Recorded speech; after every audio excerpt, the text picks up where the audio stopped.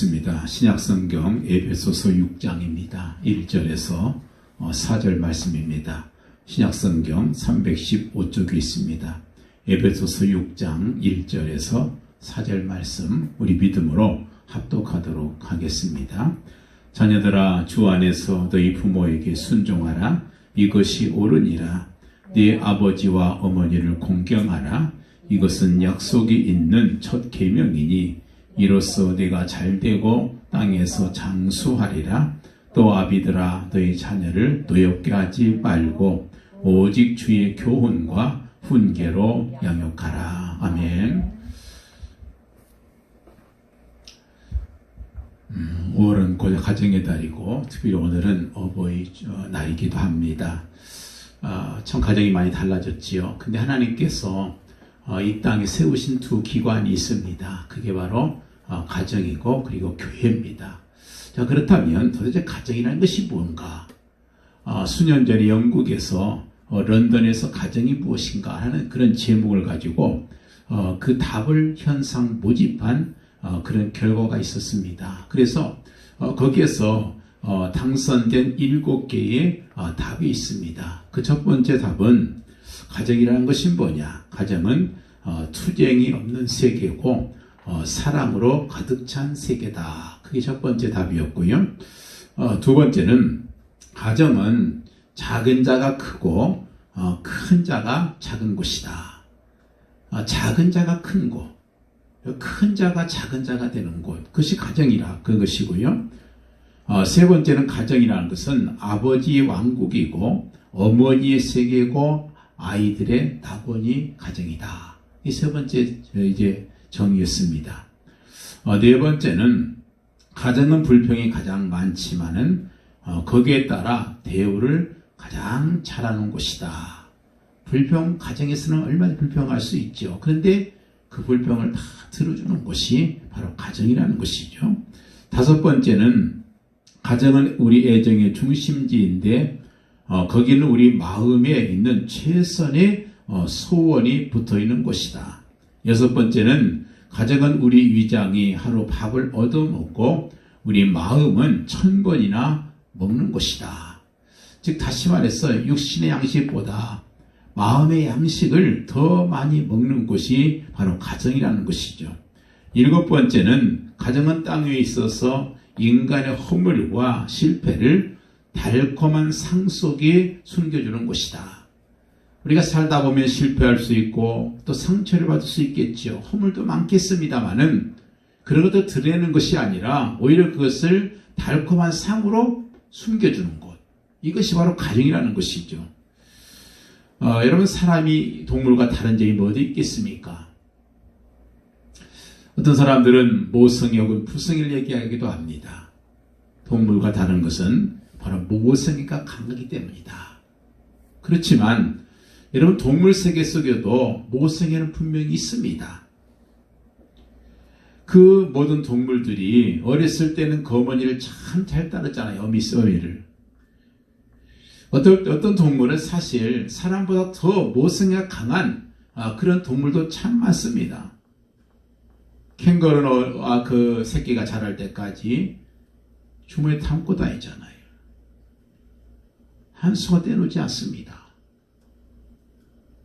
또 우리가 아는 것처럼 펭귄 같은 경우는 영하 7, 80도가 되는 그 추위에서 그 자기 새끼를 부화시키기 위해서 한 달이 넘도록 자기 발등에다가 그 알을 올려놓고 꼼짝 않고 5주 이상을 그렇게 버티고 그러면서 굶고 먹지도 않고 그저 꼼짝도 않고 그렇게 5주 동안 그 추위에 떨면서 그 새끼를 부화시킨다는 거죠.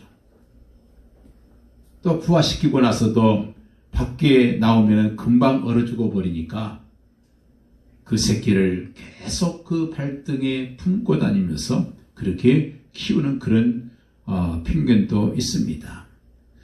여러분, 그런 동물뿐이겠습니까?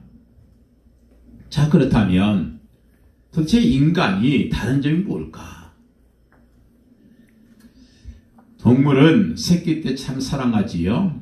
좀 어렸을 때는 호랑이도 자기 새끼를 굉장히 사랑합니다. 그렇지만 조금 더 크게 되면 이제 물어버리고 쫓아내버려요. 새끼도 자기가 필요할 때는 애미를 잘 따릅니다. 그렇지만 자기가 장성이라고 생각하는 순간 미련 없이 그냥 떠나버리고 말아요. 이것이 동물입니다. 사람도 마찬가지죠. 좀 덜 된 사람, 못된 사람은 그렇습니다. 아주 어릴 때는 참 지극히 사랑하지요. 근데 조금 더 크면 어떻게 해요? 서로 만나면 으르렁대는 그런 부자간 혹은 모녀간이 얼마나 많습니까? 이것은 동물과 똑같은 모습 아니겠습니까? 결국 그래서 인간의 인간됨이라는 것이 뭐냐? 그것은 나이가 들면 들수록 부모를 공경하고 또 세월이 지나면 지날수록 서로 간에 정말 깊은 사랑 깊어져 가는 것. 이것이 바로 인간의 인간됨이 아니겠느냐는 것이죠. 오늘 권사님의 얘기입니다. 병든 어머니를 자식들이 모시기를 꺼려한다는 거예요. 그렇지만 가실 곳이 어디 있어요? 자식들밖에 없잖아요. 참 자식들이 헌신적으로 살아오신 분이셨는데 병이 들고 나니까 나이가 많아지니까 서로 모시기 싫어하는 거예요. 그래서 어느 날 작은 아들 집에 며칠 쉬고 큰아들 집으로 돌아왔더니 문을 열어주지 않더래요. 밖에서 혼자 떨면서 눈물을 흘리고 있으니까 주변 사람들이 나서서 문을 열어줘서 들어가셨다는 그런 얘기가 있습니다. 그 대문 밖에서 그 어머니는 뭘 생각했을까? 그가 흘린 눈물은 무엇을 말해주고 있는 것일까? 아들을 이해하고 또 사랑하는 어머니가 가진 슬픔의 눈물이 아니겠습니까? 여러분, 기독교는 효의 종교라고 이렇게 말합니다. 오늘 말씀은 바로 이 건강한 가정의 비결로 자녀는 부모에게 어떻게 하는 게 마땅한 것인가? 또 부모는 자녀에게 어떻게 마땅히 행할 것인가? 이것을 가르쳐주는, 다시 말해서 행복한 가정을 이룰 수 있는 초석을 제공하고 있는 말씀이 바로 오늘 본문 말씀입니다. 먼저 자녀에게 뭐라고 말씀해요? 주 안에서 순종하라, 이것이 옳으니라, 그렇게 말씀해요. 주 안에서 순종해라. 이 말은 다시 말해서 신앙적인 차원 안에서 순종해라, 이것이 옳다, 이 말씀이에요. 이것은 당연하다, 그 말이에요. 다시 말해서 이 주 안에서 순종하는 것은, 이것은 잘하는 것, 선행도 아니고 공로도 아니고 그저 지극히 당연한 것이고 마땅한 선이다, 바로 그런 뜻으로 이게 해석이 될 수 있습니다. 사실 그렇잖아요. 지금은 그렇지만 옛날에는 무슨 가정의 달 혹은 어버이날이 되면 단체에서 그 효의 본이 되는 사람을 뽑아서 상을 주기도 했던 것을 우리가 알고 있습니다. 사실은요, 그것은 당연한 것이라는 거예요. 오히려 못하는 것에 대해서 벌을 주는 것이 그게 마땅한 것이다, 그런 말씀을 성경은 하고 있는 것입니다. 효라고 하는 것은 조건이나 때를 맞춰서 하는 것이 아니고 한계성이 있는 것이 아니고 또 일시성도 있는 것이 아니라 그것은 하나님의 명령이다. 그래서 당연하게 순종하는 것이 마땅하다, 그 말씀을 하고 있습니다. 주 안에서 순종해라. 주 안에서, 이 말이 무슨 말이에요? 신앙적인 차원에서 순종이라는 뜻이에요. 이것은 무슨 조건이나 어떤 한계를 의미하는 것이 아니라 하나의 명령으로 알고 순종해라, 그 말이에요. 계명이라 생각하고 순종이라는 것이죠. 하나님께서 우리 주신 모든 계명, 율법은요, 전부가 다 우리 자신을 위해서 주신 것이에요. 남을 위해서가 아닙니다. 나를 위해 주신 것이고요. 그리고 그 속에는 뭐가 있냐면 깊은 사랑이 있습니다. 하나님 주신 계명 속에는 하나님의 약속이 있어요. 축복의 약속이 있고요. 그리고 우리를 위해서 주신 것이라는 거죠. 그래서 그거를 믿고 그대로 순종하라. 그래서 신앙적으로, 하나님을 향한 신앙적으로 순종해라, 이것이 마땅하다, 이 말씀을 주고 있는 것입니다. 영국 런던에서 있었던 일인데, 어느 추운 날 저녁에 어떤 사람이 오두막집을 지나가는데 거기에 한 어린 소녀가 추위에 덜덜 떨면서 문 밖에 있더라는 거예요. 그래서 얘야 왜 그러니 그랬더니 우리 아버지가 술 먹고 와서 나를 때리고 나가라고 해서 내가 쫓겨나서 지금 문 밖에 있습니다. 그러더래요. 그럼 어떻게 할 거냐 그랬더니 아버지가 잠드신 다음에 들어가려고 해요. 그러면서 그 아이가 드디어 아버지가 잠든 다음에 들어갔습니다. 그리고 아침 새벽 일찍 일어나서 식사를 준비해가지고 아버지 방으로 들어갔어요. 술에 깨어난 그 아버지가 깜짝 놀랍니다. 내가 너를 때려서 내 쫓았는데 어떻게 다시 들어갈 수 있겠냐. 그리고 어떻게 이 아침상을 차려가지고 오는 것이냐. 이 못난 아버지가 밉지도 않냐. 그러면서 물었습니다. 그때 그 어린아이가 하는 말이 바로 이거였어요. 저는 아버지를 사랑합니다. 어머니가 세상을 떠나실 때에 내게 이렇게 말씀해 주셨습니다. 너희 아버지는 술만 마시기만 하면 저 모양이 되지만은 그러나 본심은 착한 사람이다. 언젠가는 좋은 아버지가 될 것이니 너는 아버지를 사랑해라. 나도 너희 아버지를 사랑했노라.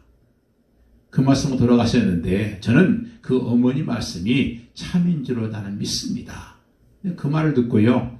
그 아버지가 회개했다는 거예요.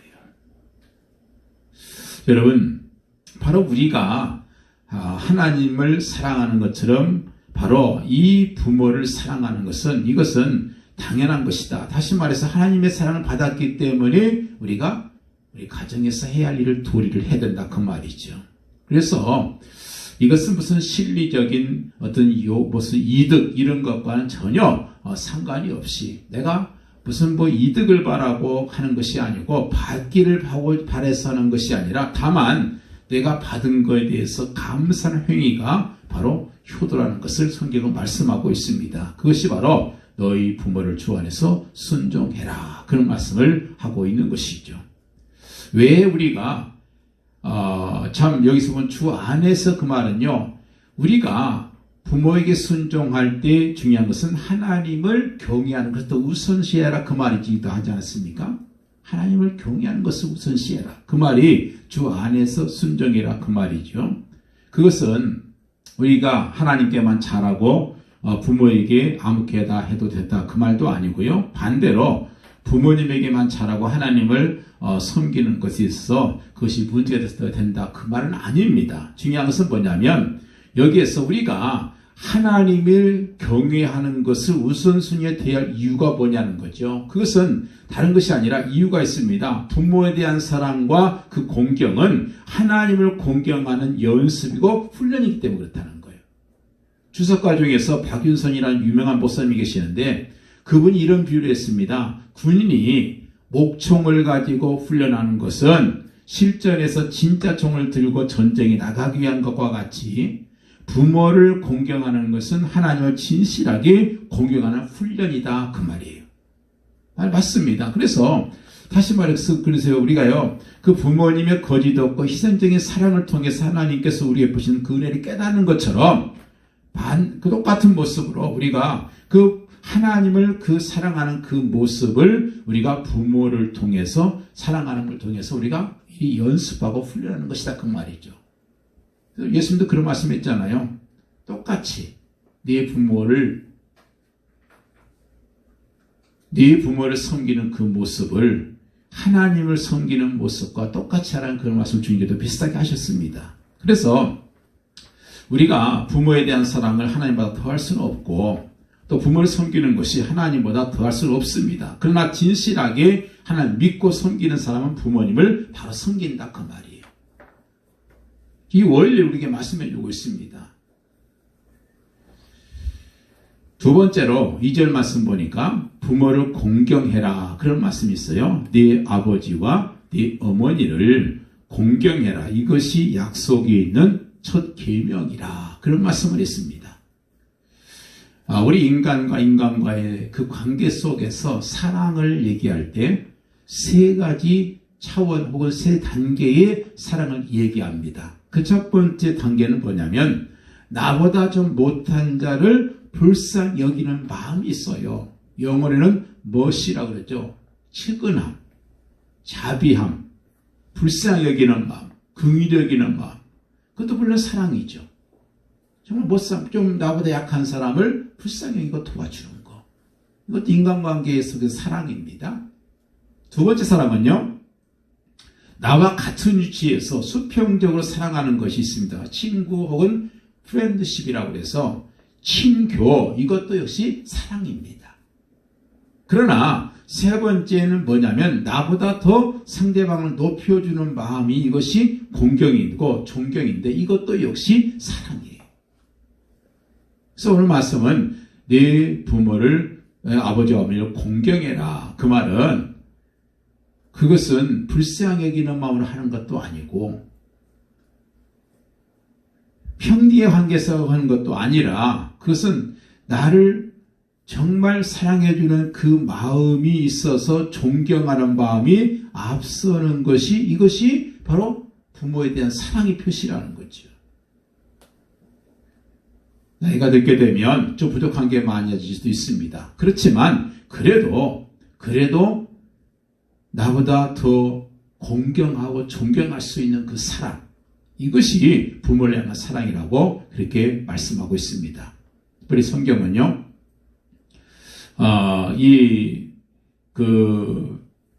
부모와 그리고 스승에 대해서 하나님 앞에서 공경해라는 그런 말씀을 많이 주고 있습니다. 근데 놀라운 것은요, 이런 그 부모를 공경하는 그 사람에 대해서는 약속을 주고 있어요. 잘되고 땅에서 장수하는 축복을 주겠노라. 이것이 첫 번째 약속이 있는 계명이다. 그런 말씀을 해요. 그런데 사실 우리 성경을 보면은 우리 그 믿음의 선조 중에서 그런 사람들이 많습니다. 예를 들어서 요셉, 그 아버지를 얼마나 공경하고 존경해요. 그가 받은 복이 있지 않습니까? 또 루시라고 하는 한 여인, 시어머니 나오미를 정말 공경하고 사랑하는 그런 모습 봅니다. 그래서 결국 다윗의 할머니가 되잖아요. 이방 사람인데도. 사무엘 역시 마찬가지. 다윗을 비롯해서 많은 사람들이 그 부모의 뜻에 순종하고 효행해서 많은 복을 받은 것을 봅니다. 다윗 그러면 우리가 그건 잘 모르겠지만 얼마나 정말 부모를 잘 섬긴 사람인지 몰라요. 그가 600명의 자기를 따르는 추종자를 데리고 다니면서 사울왕에 계속 쫓겨다니면서 계속 어떻게 합니까? 자기 부모를 계속 모시고 다녀요. 그리고 부모가 전쟁터에 가라면 전쟁터에 가고, 네 형들은 선지자 사무엘이 와서 같이 예배드리고, 그래도 한 사람은 남아야 되니까 너는 남아서 들여서 좀 양을 좀 지켜라. 그래도 우리가 더 어떻게 해요? 아니, 그 유명한 선지자님 모셨는데 왜 나만 빼놓고 왜 형들만 모십니까? 불평할 수 있잖아요.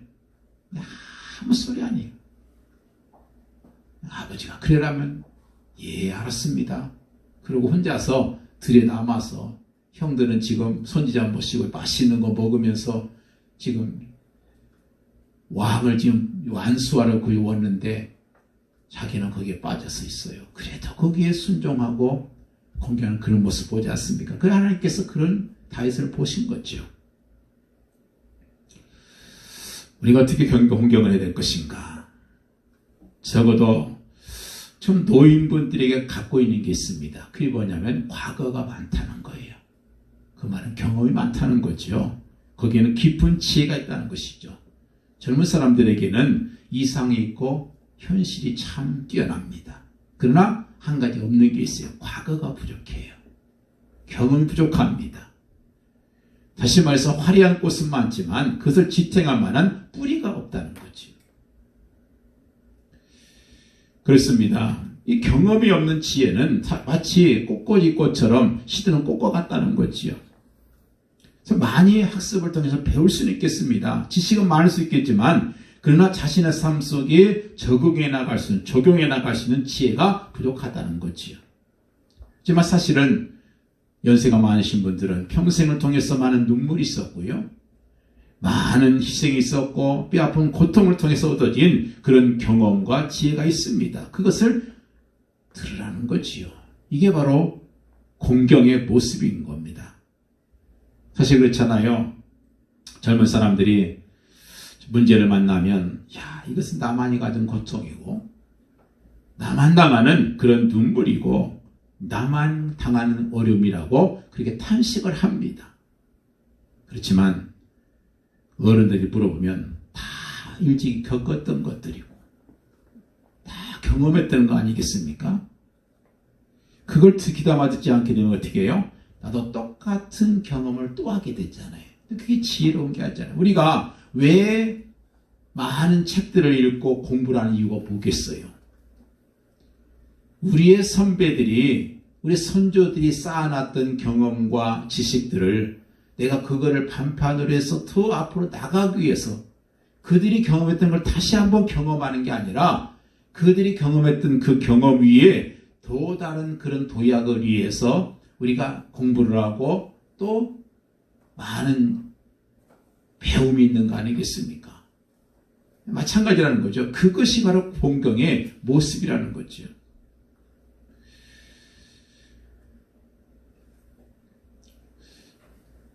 옛날에 정말 말을 듣지 않는 그런 한 여자애가 하나 있었습니다. 일하기 싫어하고 전혀 부모를 헤아릴 줄 모르는 그런 아이였는데 부모가 하는 거 도와주지도 않고 항상 말만 듣지 않은 그런 한마디로 문제, 소문난 불효녀였습니다. 그러니까 그것이 부모의 근심이겠죠. 걱정거리였습니다. 그런데 어느 날 그 소녀가 혼자 방에 앉아 있는데 옛날에는 방에 직원들이 많았거든요. 생쥐 하나가 나와서 빼꼼히 쳐다보는 거예요.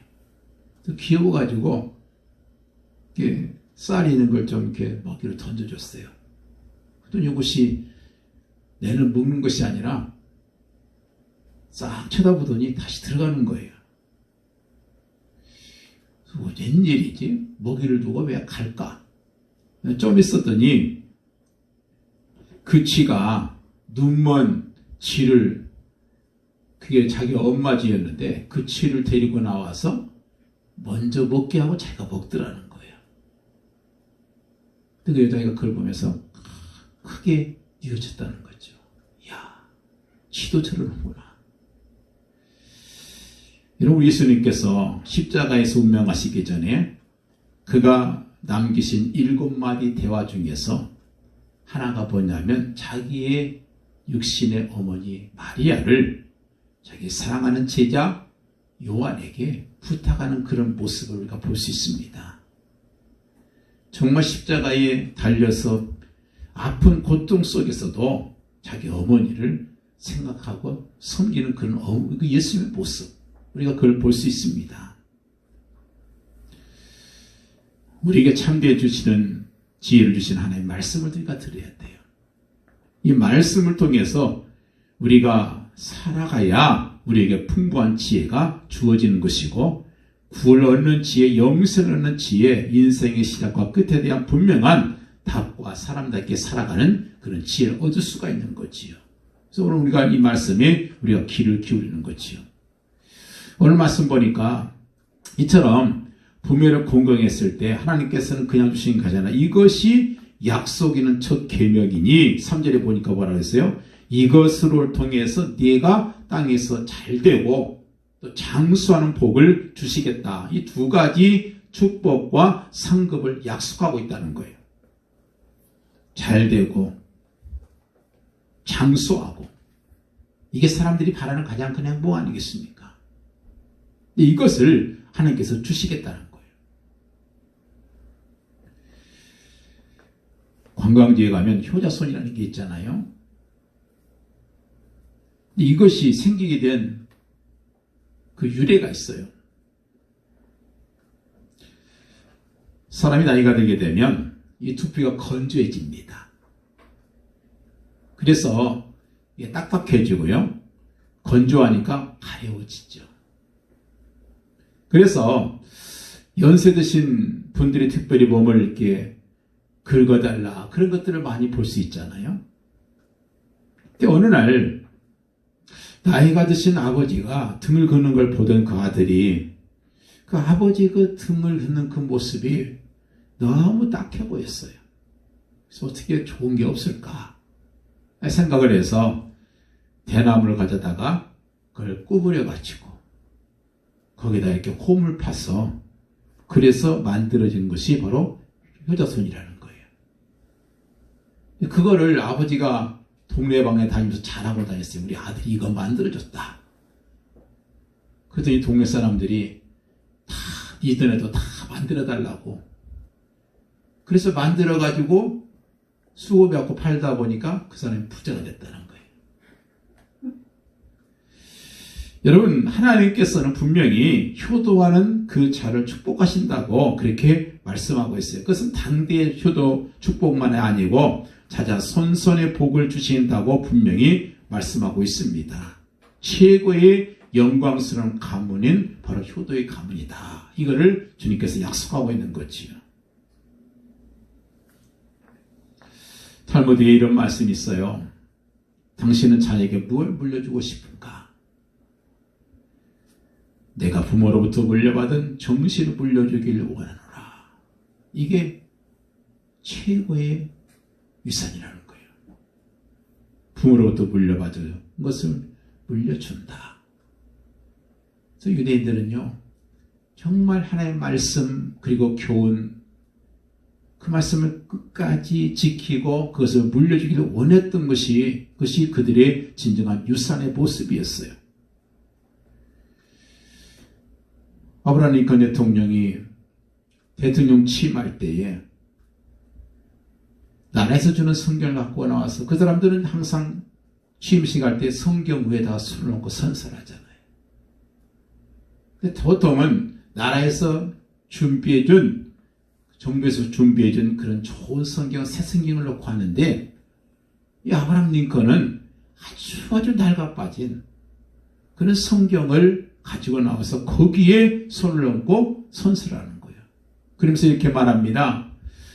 어머니가 주신 이 성경책으로 말미암아 오늘의 내가 있습니다. 그런 고백을 하는 거예요. 사실 어머니가 주신 성경책에서 그 성경책이 그를 대통령으로 만들었다. 이 사실에 우리가 뭐 그렇게 놀랄 일이 아닐 수 있겠습니다만은 중요한 것은 그 어머니가 바로 계모였다는 거예요. 자기를 낳아준 어머니가 아님에도 불구하고 그 링컨이 14살 때 세상을 떠날 때까지 정말 그 자기의 친아들도 아닌 링컨을 말씀으로 계속 훈련시키고 교육시켰던 거죠. 비록 계모였지만 말씀과 사랑으로 가르쳤기에 오늘날 내가 이렇게 대통령이 될 수 있었습니다. 그 고백을 하고 있는 거지요. 부모로부터 물려받은 바를 물려주는 것, 이것이 최고의 유산이다. 저 대대로 내려온 신앙의 유산, 경건의 유산을 물려주는 것보다 더 귀한 것은 없다는 것을 말씀합니다. 여러분, 그것이 우리 자녀들의 가정을 평화롭게 하고 한 나라와 사회, 그리고 나가서 전 세계를 바로 이끌 수 있는 복의 근원이 된다는 사실을 말씀하고 있습니다. 우리나라에 내려오는 전래오는 얘기가 하나 있어요. 아마 들었을지도 모르겠습니다만은 옛날 얘기입니다. 가난하디 가난한 그런 집에 맹인 어머니와 아들과 며느리가 살고 있었습니다. 그런데 정말 아들이 간신히 하루 벌어서 하루 먹기 살기 힘든 그런 그 순간에 아들이 군대를 가게 됐어요. 아들은 자기 아내를 손을 붙잡고 말합니다. 여보, 내가 있을 때도 어머니 봉양이 그렇게 어려웠는데 나 먼저 군대 가버리면 당신이 얼마나 고생이 많겠어.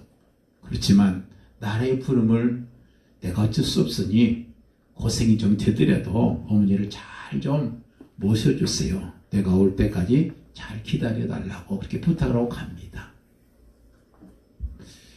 그 며느리가 그러는 거예요. 염려 마세요. 어떻게든지 내가 어머니를 잘 모시겠습니다. 그랬어요. 아들이 군대를 간 뒤에 며느리가 생각했어요. 아무리 벌어도 그저 입에 풀칠하기 어려운데 어머니는 어떻게 기름진 것을 좀 드릴 수 있을까?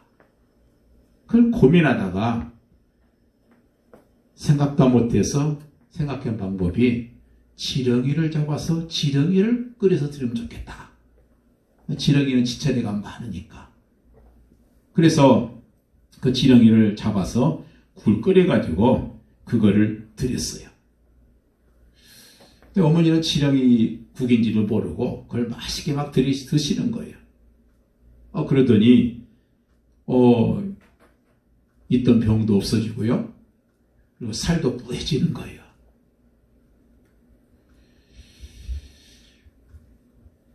그 며느리는 가난을 한탄하면서 어머니를 위해서 지렁이밖에 잡아드릴 수 없는, 지렁이 굿밖에 드릴 수 없는 그 모습을 한탄하면서 그래서 계속 그거밖에 없으니까 그걸 끓여드렸다는 거예요. 그래서 제 어머니는 도대체 무슨 고기가 이렇게 맛있는가? 그래가지고 그걸 하나 건져가지고 지렁이 하나 건져가지고 말려서 그거를 이제 아들 오면 그걸 좀 드리려고 우리 아들한테도 이거 줘야 되겠다. 돗자리에다가 넣어놨답니다. 드디어 아들이 제대로 하고 이제 집에 왔어요. 어머니가 보니까 너무 건강해진 거예요. 그래서 기뻐했습니다. 근데 그때 어머니가 그러는 거예요. 얘야, 내 처가 이런 고기를 나한테 이렇게 주어서 내가 그동안 잘 먹고 몸이 이렇게 건강해졌단다. 도대체 이 고기가 뭔 고기냐? 그랬더니 아이고 어머니, 그것은 지렁이에요. 지렁이. 그러니까 어머니가 깜짝 놀래가지고 이게 지렁이라고 깜짝 놀라는 어머니의 눈이 떠져가지고 쌍파랗게 밝게 보았다는 그런 얘기가 있습니다. 믿거나 말거나 바로 이것이 도룡탕의 건강식품으로 되게 된 이유라는 거예요. 여러분, 비록 웃음 같은 얘기지만 그러나 여기에 아주 중요한 메시지가 있잖아요.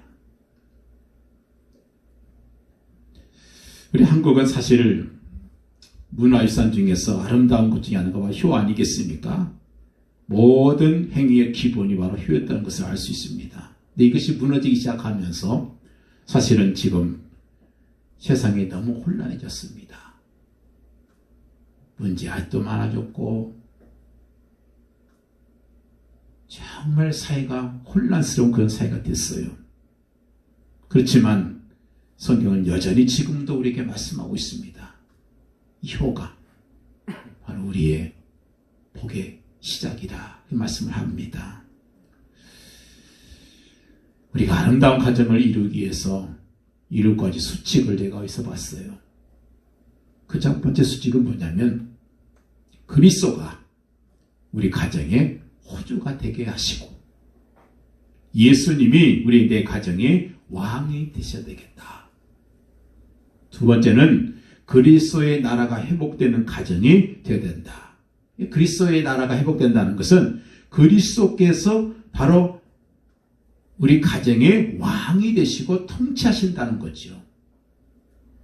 돈이 가정을 통치하는 것이 아니고 쾌락이 통치하는 것이 아니라 바로 그리스도가 회복되는 그런 가정. 그래서 나라가 회복되는 그런 가정이 되어야 되겠다. 세 번째는 타인의 가정에 좋은 영향을 미치는 그런 가정이 되어야 된다. 네 번째는 그리스도 안에서 날마다 새로워지는 그런 가정이 되어야 된다. 다섯 번째, 모든 문제를 그리스도 예수 안에서 해결하는 그런 가정이 되어야 된다. 문제가 있을 때 다른 방법이 아니라 그리스도 안에서 해결하려고. 다시 말해서 믿음으로 그리고 말씀으로 기도로 그렇게 해결하려는 그런 가정이 되어야 된다. 여섯 번째, 부모를 공경하는 그런 가정이 되어야 되고, 일곱 번째, 자녀 교육이 바르게 되고 형제간의 우애가 되어지는 그런 가정이 되어야 된다. 이것이 정말 아름다운 그리스도적인 가정을 세우는 그런 비결이라는 것을 말씀하고 있습니다. 그렇습니다. 가정에는 세 종류가 있어요. 하나는 내가 태어난 가정으로 부모가 있고 형제 자매가 속한 그런 가정이 있고요.